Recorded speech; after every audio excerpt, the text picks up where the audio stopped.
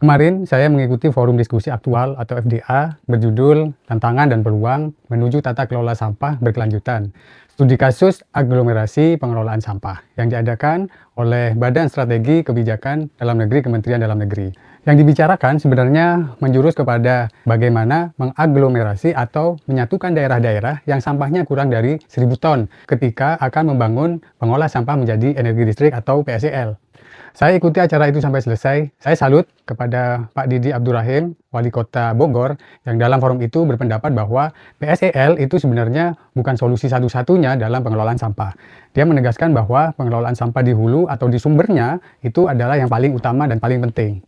Pak Didi juga mengemukakan bahwa seharusnya yang bertanggung jawab pada sampah itu bukan hanya masyarakat sebagai konsumen dan pemerintah. Produsen juga harus dituntut tanggung jawabnya untuk mengelola sampah sisa dari kemasan atau barang yang mereka produksi.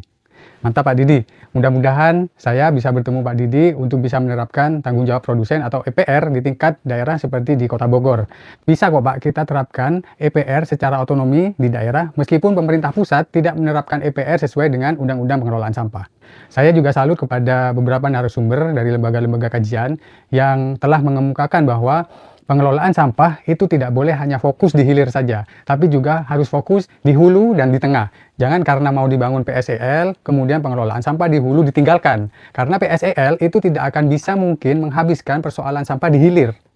Nah, di akhir, saya menyampaikan dalam forum itu supaya kalau mau dibuat policy brief, hasil dari FDA itu, tolong masukkan supaya pemerintah pusat, provinsi, kabupaten, dan kota untuk memasukkan atau mengalokasikan anggaran pada pengadaan infrastruktur pemilahan sampah di rumah tangga.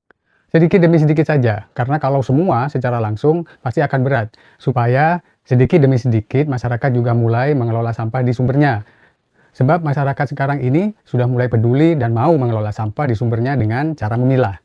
Kemudian, alokasikan juga anggaran untuk proses pengumpulan dan pemrosesan sampah terpilah di kawasan-kawasan. Jangan sampai masyarakat sudah memilah sampah, nanti dicampur lagi, lalu dibuang ke TPA pendamping.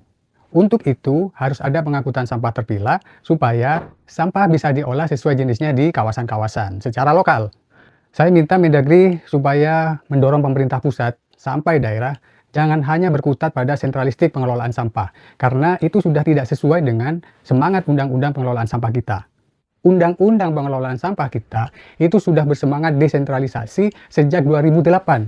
Masyarakat didorong mengelola sampah sendiri, dan kawasan-kawasan didorong mengolah sampahnya sendiri. Saya tegaskan lagi di dalam forum itu, kalau pemerintah berani, mau, dan bahkan memaksakan memakai anggaran untuk pengangkutan sampah, pemeliharaan TPA, sampai membangun PSEL yang menghabiskan dana ratusan miliar sampai triliunan, maka pemerintah juga harus bisa mengalokasikan anggaran untuk memaksakan pengelolaan sampah di hulu atau di sumber timbulan sampah, dan di kawasan-kawasan yang sampahnya sudah dikelola. Mudah-mudahan usulan saya diterima dan diperhatikan oleh Mendagri ya.